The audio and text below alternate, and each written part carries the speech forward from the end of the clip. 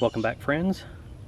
Today's mission is flushing the radiator on my newly acquired 2001 Ford Ranger with a 3-liter 6-cylinder engine. The previous owner kept really good records. However, I didn't see anything about a radiator flush.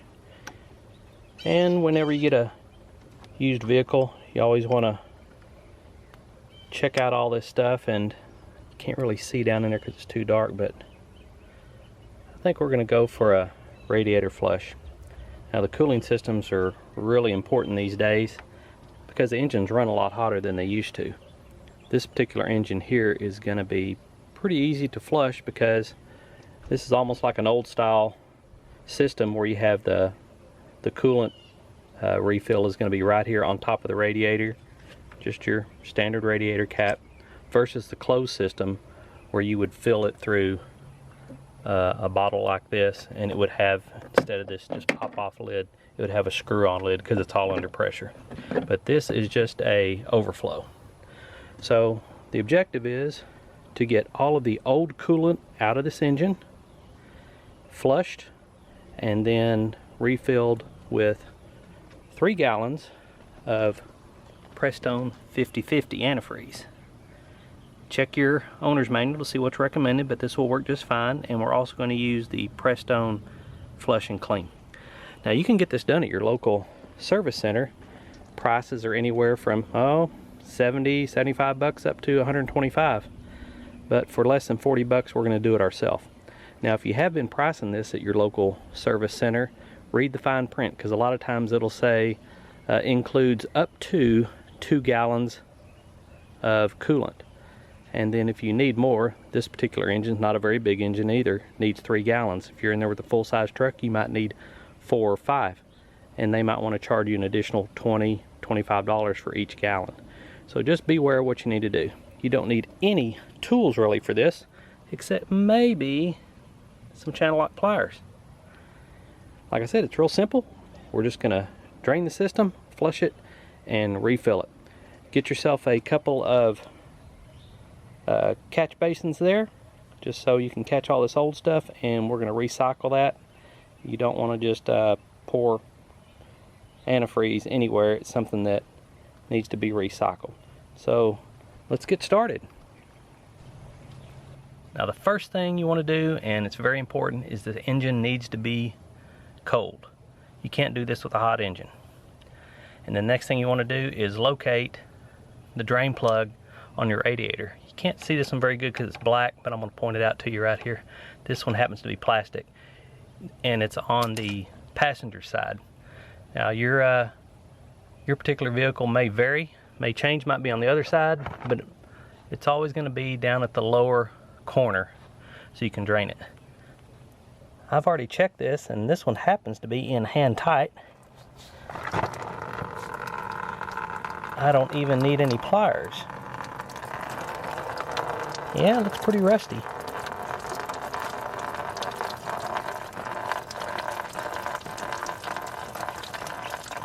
Have an extra container ready. We're just going to let that drain, and then we're going to work on another part. While that's draining, we're going to go ahead and drain this overflow. It has a hose down at the bottom, and it goes up, comes over here to the radiator, and this is where any overflow will go. Just pull it out, and we're going to fish it down there and let it drain as well. Okay, as you can see, we're just about finished here, and we have filled up our second drain pan. So I'm going to close the petcock, or drain if you will. We're going to leave this hose from the overflow hanging here because we want to clean out that overflow up there. We've gotten all the antifreeze out of it, but there's just some nasty residual crap in there that we want to get out, and we want to start with the cleanest, freshest system that we can. So let's go up there and get started on that. Next thing we're going to do is flush out this overflow bottle here. It's going to take the garden hose, and See if we can get some of that nastiness down in there broke up.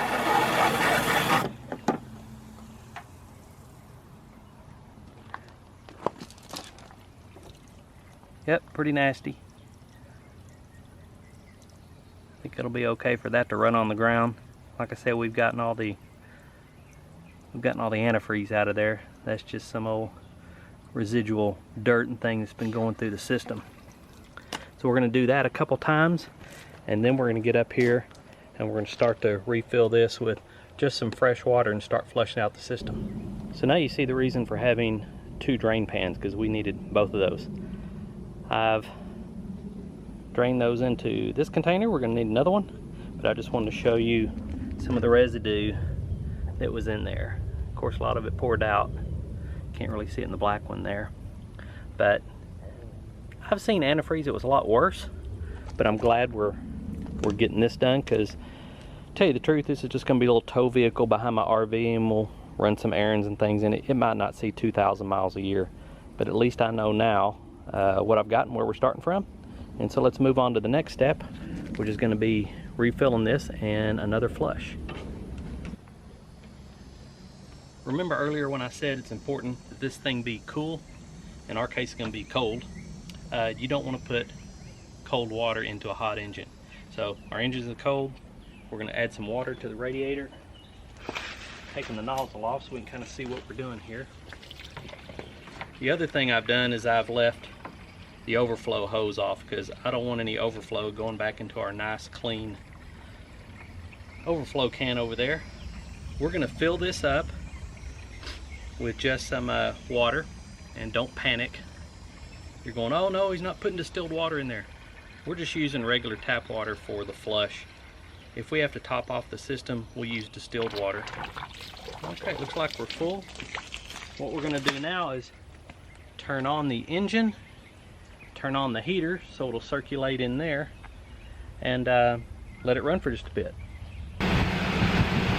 Okay, it's taken about 5 minutes. The engine's warmed up some. You can see the level's gone down, so we're going to add some more coolant to it.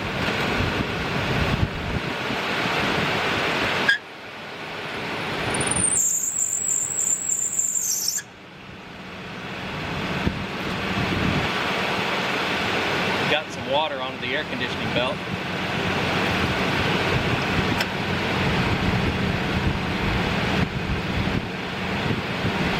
And we just want to get this topped off.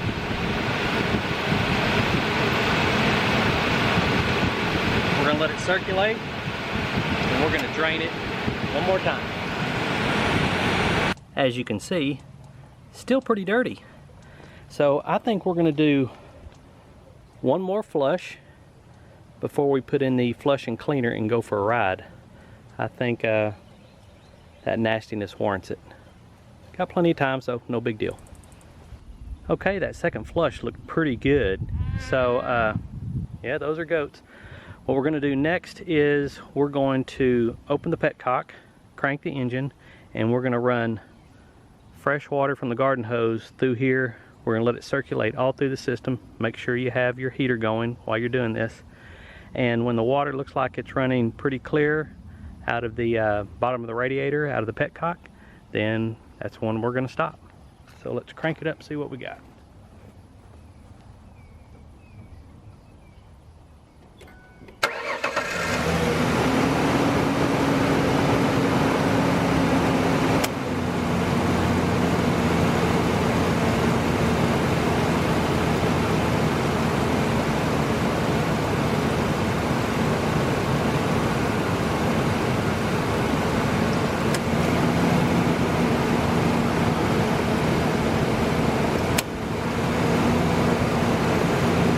Constantly circulate fresh water through the engine. Engine's cool, so this water's not gonna bother it. And we're gonna check occasionally, see how it's running out the bottom. And when it gets looking pretty clear, then that's when we're gonna stop.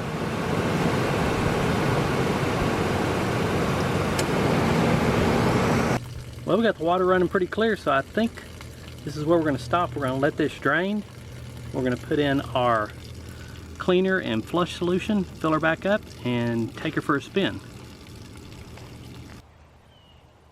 Now that we've got the engine cooled off again, it's all nice and clean, got clean water running out of the bottom of the radiator, we're going to go ahead and use our flush solution. I bought 1 bottle of this. If you have a system that's going to take more than 3 gallons, like say you have a larger truck or something like that, you might want to get 2 of these.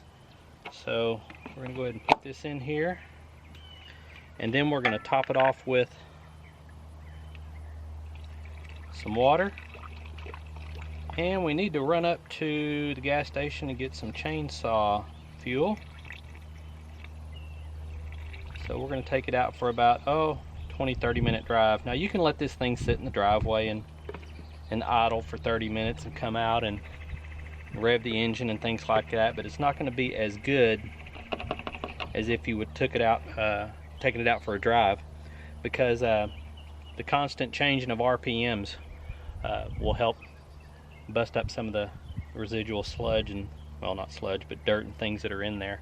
So it's better to drive it longer if you can. Come back, drain it all out, top it off the antifreeze. So let's fill this thing up with some water, go for a drive. Okay, as you can see, our water temperature is normal. You want to check that. Also, make sure when you're topping off that radiator that you wait until the engine gets to operating temperature and the thermostat opens and releases some more water into the engine. That'll create a void, and you can then put in some more water, get it full. So we're going to take it out for a little ride. We're going to come back and drain it out. Well, we made it back from our test drive. Everything looks good. We've let the engine cool off for about 25 minutes or so. We have opened the petcock on the bottom of the radiator and let everything drain for one last time. We've hooked up the overflow tube back over to the overflow can, which is right here. We've got a mark down here we're going to fill up with a coolant. It says coolant low, we're going to put it there. And now we're going to start adding our Prestone 50/50 antifreeze. Going to put 3 gallons in it and then see how it looks. Okay, what we've done now, we've got about 2 1/3 gallons through the radiator. We've topped off the coolant overflow bottle over there, and we've cranked the engine, let this circulate, and as we do that, the thermostat opens up, the level will drop, and then we can add some more antifreeze.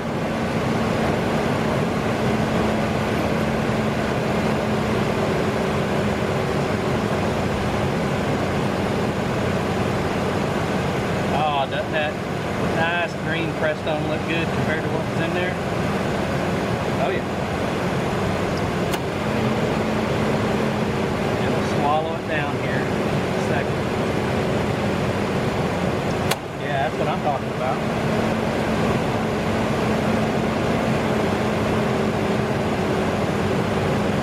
See the level coming back and forth, and you'll see it drop when the thermostat opens and it circulates through. Now remember, still have the heater on, have it on full hot. We want it circulating through the entire cooling system, including the heater core. But that's what we want to have in here. So let's let it run for a bit, and then we'll do our final top off. Well, it looks like we're on the home stretch of our coolant flush and fill. What we've done is we've put about 2 1/3 gallons directly into the radiator here, and then we've added some over to our coolant overflow. We did this while we were running the engine, and as the thermostat opened and closed, it would gulp down some more antifreeze, and we've got it about as full as we can get it. So now what we'll do is we'll go out and drive it, keep our eye on the temperature gauge, which will be fine, and then we'll come back after the engine cools and we'll take the cap off, and then we'll top it off one last time. The driving will give the engine a chance to get this good and circulated, get all the air pockets out of the system, and then we'll be able to top it off with antifreeze. Now from now on, we won't be using water. We're going to be using just the Prestone 50/50. If you have to use water, use distilled water. You don't want any minerals or anything going through this system. As you can see, we did our own little project here with no tools. 3 gallons of Prestone 50/50 antifreeze and the Prestone flush and cleaner. Now the price for this was less than 40 bucks, and now that's at Walmart. If you go to Pet Boys or O'Reilly or something, it's going to be a little more. Over here at the coolant overflow, I want to bring your attention to this label, because someone's going to ask. If you'll see right here, orange with a line through it, no bueno, no orange antifreeze. Green, okay. Now there's some talk out there about, you know, the differences in antifreeze, green versus orange and red and everything. Different coolants go in GM vehicles than go in Ford vehicles. Now my buddy at the Ford house says, hey, this Prestone 50/50 will be just fine in this engine, but if you want to feel real good about yourself, come on up here and I'll sell you the official Motorcraft part number specified in your owner's manual, and it's only $24.50 a gallon. I'm going, no man, I'm good with this. So we'll just stick with what we have.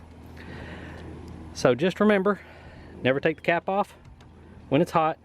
When you're doing this flush and fill on all of the procedures we did, it'll be done with the heater on and the thermostat set to big red, big hot over there. If you're going to do this yourself, start thinking ahead. Start looking for some jugs here, some milk jugs or something, so you can safely and responsibly dispose and recycle this antifreeze. It's very important that you do that. Don't just dump it out on the ground. Yeah, that's one of the inconveniences to doing this yourself, or paying 100 bucks to have somebody do it, because they're going to dispose of it, hopefully in the correct manner. So there you have it, folks. Your own flush and fill of your complete cooling system. 2001 Ford Ranger 3.0 liter flex fuel engine. If you have any questions or comments, just let me know, leave them below. I'll get back to you as soon as I can. If you found any value in our video, don't forget to give us one of these and subscribe to our channel. So until next time, you guys be safe. Get out there and do something on your own, save some money. We'll see you down the road. Adios.